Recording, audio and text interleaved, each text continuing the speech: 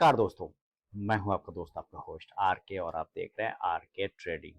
दोस्तों अचानक क्या हो गया, एफएमसीजी सेक्टर में एफएमसीजी के स्टॉक्स में काफ़ी ज़्यादा मूवमेंट देखने को मिल रहा है ना। इसके कुछ कारण मैंने जो सोच रखा है वो आपके साथ मैं शेयर करने वाला हूँ और उन सारे एफएमसीजी स्टॉक जो चुनिंदा स्टॉक्स है उनका परफॉर्मेंस देखेंगे चार्ट पे। देखिए अचानक से इस तरह का मूव आ रहा है एफएमसीजी सेक्टर में। इससे पहले मैंने नहीं देखा है कि अचानक से सारे एफएमसीजी एक साथ चलने लग जाए। एक एक करके पहले हम लोग स्टॉक्स को देख लेंगे कि किस स्टॉक्स में मंथली में कितना रिटर्न बना है और नहीं बना है ना। और अगर ये विश्लेषण पसंद आए तो मुझे जरूर कमेंट करके बताइएगा। तो सबसे पहले हम लोग क्या करते हैं ना, सिंपली गूगल को खोल लेते हैं। देखिए google.com खोल लेंगे तो यहाँ पर आपको सिंपल सिंपल पिछले बार भी बताया था ना कि कैसे देखना है। आपको कुछ करना नहीं, खोल लिया google.com, ओके। अब इसमें आपको करना क्या है, इसमें जैसे हमें लिखना है डाबर या मैरिको। चलिए हमने पहले मैरिको लिखा। देखिए एफएमसीजी सेक्टर की बात कर रहा हूँ, ठीक है, इसलिए इसमें एक पहला स्टॉक मैंने मैरिको रखा। आप देखिए एक दिन में यानी आज के दिन में अगर हम रिजल्ट देखें मैंने मूव देखें तो आज एक दिन में इसने लगभग 2% का मूव किया है। 11.5 रुपए का आपको प्रॉफिट दिया है, 2%। ये एक दिन का मूव है। और अगर हम पूरे एक मंथ का देख लें, क्योंकि मैं देख रहा हूं कि पूरे मंथ में इसने बहुत अच्छा रिटर्न बना के दिया है। लगभग एफएमसीजी सेक्टर अप्रैल खत्म होने के साथ जैसे ही ये घुसा है मई, वहां से ये स्टार्ट हो गया। यानी अप्रैल मध्य से, अप्रैल 20 से माने 15-20 के आसपास से अभी तक में बहुत ही जबरदस्त मूवमेंट एफएमसीजी में आया। तो इसमें आप देखते हैं लगभग 17% के रिटर्न आपको मिल रहे हैं। कितने परसेंट? लगभग 17% का रिटर्न बना के मैरिको ने दिया। अच्छा, एक तो ये हुआ मैरिको। दूसरा अगर हम स्टॉक्स की बात करें, मैरिको के जगह हम इमामी लिख देते हैं, ठीक है, इमामी। तो इमामी में देखिए इसे, इसमें एक दिन में लगभग लगभग 1.5-2% का रिटर्न बना के दिया है। और एक मंथ में अगर देखें तो 17% का रिटर्न इसने भी दिया है। देख रहे हैं इमामी 17% का रिटर्न एक महीने में आपको बना के दे रहा है। बैंक साल में 6% देता है और ये एक महीने में 17 दे दिया। आखिर ऐसा क्या हो गया?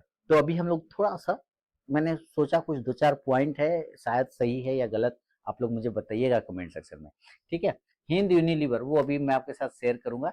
हिंद यूनिलीवर देखते हैं तो आप ये देखिए एक दिन में आज इसने डाउन कर दिया, लगभग 1.5% का निगेटिव रिटर्न दिया है। और 1 मंथ में अगर देखते हैं तो 3.5% का मूवमेंट ये भी दिया है। यानी कि अगर आपने इसमें पैसा लगाए रहते तो आप लॉस में नहीं रहते, एंड ऑफ मंथ आपको प्रॉफिट ही रहता। इसके अलावा अगर हम इमामी इसको देख लेते हैं, आपको आईटीसी को, तो आईटीसी में देख लेते हैं।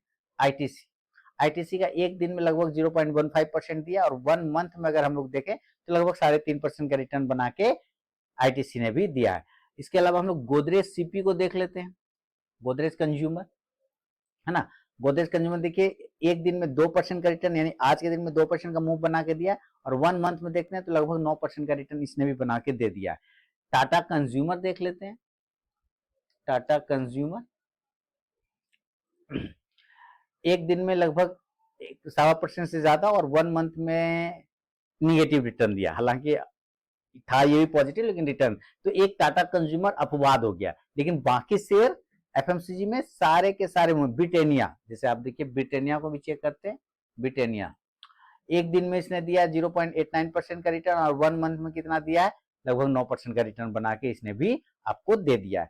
तो आखिर ऐसा क्या हो गया जो एफएमसीजी सेक्टर खाने पीने के सामान में मूवमेंट आ गया?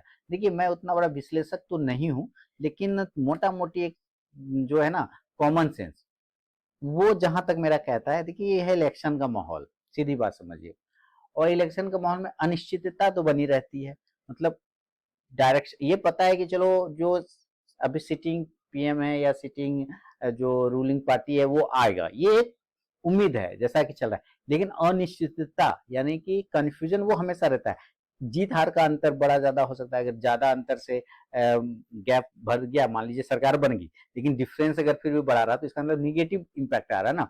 तो ये अगर निगेटिव इम्पैक्ट आ रहा है इलेक्शन के मद्देनजर, तो एक पॉइंट ये हो सकता है कि सबसे सेफ बेट में लोग पैसा लगाते हैं।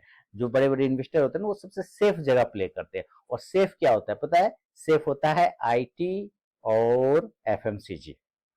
आईटी में भी मूवमेंट आया होगा, आप चेक कर लीजिएगा, लेकिन एफएमसीजी में ज्यादा। क्यों? क्योंकि चाहे आप कोरोना में पीड़ित रहे, चाहे आपको कुछ हो जाए, अच्छा बुरा खराब चीज घर में, चाहे कुछ विवाद हो जाए घर में, चाहे कुछ हानि हो जाए, भूखे कोई नहीं रहता भैया, खाना सबको चाहिए।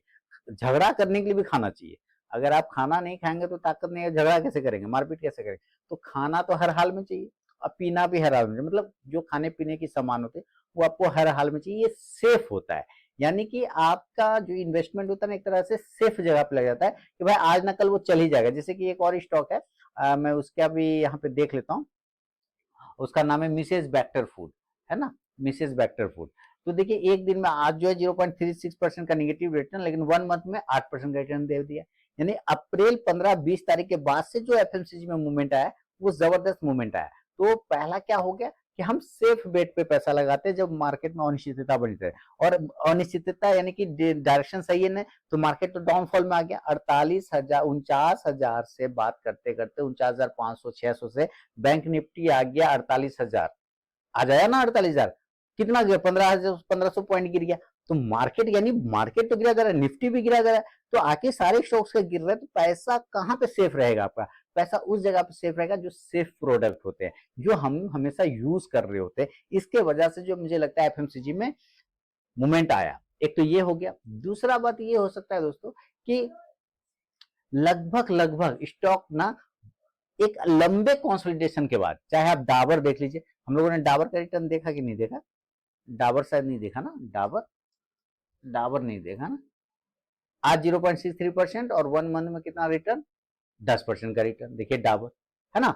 इसका मतलब क्या है कि कहीं ना कहीं जो है एक लंबे कंसोलिडेशन, मतलब एक अच्छा कंसोलिडेशन हुआ है। जैसे मैं चार्ट पर चल के दिखाऊं डाबर में, चलिए हम लोग डाबर का चार्ट देख लेते हैं। तो आप देखिए कंसोलिडेशन एरिया है ना, ये कंसोलिडेट कर रहा था नीचे में, इस एरिया को कंसोलिडेशन करने के बाद इसने ब्रेकआउट किया है। इसी तरह अगर आप इमामी में भी देखें, जो सब हम लोग स्टॉक, ये दूसरा रीजन है। पहला रीजन क्या हुआ कि डायरेक्शन जब मार्केट का क्लियर न हो, आपके पैसे दिक्कत में आ जाए, तब कहाँ पे पैसा लगाया जाता है, सेफ वो। और इलेक्शन के कारण अभी मार्केट में अनिश्चितता का माहौल है, तो इस वजह से पैसा सेफ जगह लगा, और सेफ जगह एफएमसीजी सेक्टर होता है। और ये भी देखिए इमामी, इमामी भी क्या किया यहाँ पर से, एक कंसोलिडेशन फेज को ब्रेकआउट करके ऊपर गया, यानी लगभग लगभग कंसोलिडेशन से ब्रेकआउट हुआ है। इसके अलावा डाबर देखा, इमामी देखा, मैरिको, मैरिको भी देखते हैं। तो मैरिको भी देखिएगा नीचे से कंसोलिडेट करके फिर ऊपर की तरफ, देखिए मैरिको यहाँ पे कंसोलिडेट कर रहा था, उसका ऊपर की तरफ में गया है, तो जबरदस्त मूवमेंट आया। तो एक लंबे कंसोलिडेशन फेज के बाद एक एफएमसीजी सेक्टर के लिए पॉजिटिव माहौल बना है, चाहे वो इलेक्शन का रीजन हो, चाहे अदर कोई फियर हो, ग्लोबल फियर हो, चाहे अमेरिका का वो यूए फेड वगैरह दी डेट हो, ब्याज रेट बढ़ने का लोचा हो, जो भी हो, ये सब का पॉजिटिव इम्पैक्ट पड़ गया है एफएमसीजी पे, मेरे ख्याल से ऐसा लग रहा है। आपका क्या विचार है, आप मुझे कमेंट करके जरूर बताइएगा। और आपने किस एफएमसीजी स्टॉक्स में पैसा लगाया है और बनाया है, वो भी कमेंट में करें, तो मुझे काफी खुशी मिलेगी। तो मिलता है नेक्स्ट वीडियो में दोस्तों, तब तक के लिए बहुत बहुत धन्यवाद।